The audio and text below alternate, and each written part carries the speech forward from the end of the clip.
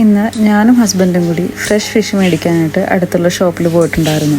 നമ്മൾ UK വന്നിട്ട് ആകെ ഒരു തവണയാണ് ഫ്രഷ് ഫിഷ് മേടിച്ചിട്ടുള്ളൂ. സാധാരണ ഗ്രോസറി ഓൺലൈൻ പർച്ചേസ് ചെയ്യുന്ന കൂട്ടത്തിൽ തന്നെ ഫ്രോസൺ അല്ലെങ്കിൽ ചിൽഡ് ഫിഷാണ് മേടിക്കാറ്. കാരണം നമുക്ക് ഫ്രഷ് ആയിട്ട് ഫിഷ് കിട്ടണമെന്നുണ്ടെങ്കിൽ ഫിഷ് മാർക്കറ്റിലോ അല്ലെങ്കിൽ ഇതുപോലുള്ള ഷോപ്സിൽ പോകണമായിരുന്നു.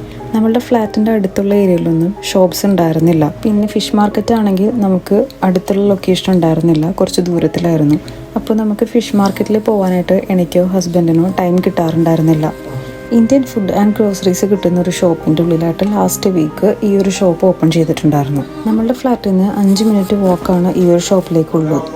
ഇന്ന് നമ്മൾക്ക് രണ്ടാൾക്കും ഓഫ് ഡേ ആയതുകൊണ്ട് ഫിഷ് മേടിക്കാമെന്ന് വിചാരിച്ചു. നാട്ടിലായിരുന്നപ്പോൾ നമുക്ക് പാരൻസ് ആയിരുന്നു ഫിഷ് എല്ലാം വാങ്ങിക്കൊണ്ട് വരുന്നത്.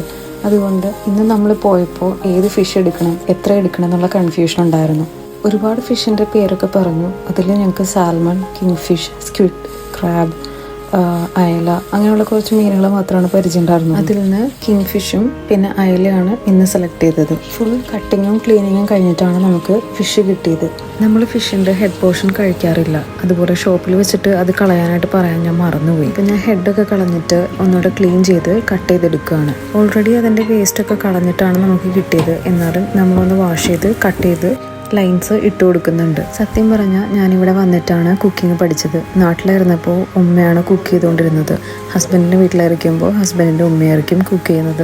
എന്നെക്കൊണ്ട് ഒന്നും ചെയ്യിക്കാറുണ്ടായിരുന്നില്ല. അതുകൊണ്ട് തന്നെ എനിക്ക് കുക്കിംഗ് നാട്ടിൽ വെച്ചിട്ട് തീരെ അറിയണ്ടായിരുന്നില്ല. ഇവിടെ വന്നപ്പോൾ സ്റ്റാർട്ടിങ്ങിൽ ഞാൻ ഒരുപാട് സ്ട്രഗിൾ ചെയ്തു. ഹസ്ബൻഡിനും കുക്കിംഗ് കാര്യമായിട്ട് അറിയണ്ടായിരുന്നില്ല. ആദ്യത്തെ 2-3 മാസം ഞങ്ങൾ രണ്ടാളും നന്നായിട്ട് ബുദ്ധിമുട്ടി. പിന്നെ രണ്ടാളും പഠിച്ചു. ഇപ്പോൾ രണ്ടുപേർക്കും അത്യാവശ്യം വേണ്ട രീതിയിൽ കുക്കിങ്ങും കാര്യങ്ങളൊക്കെ അറിയാം.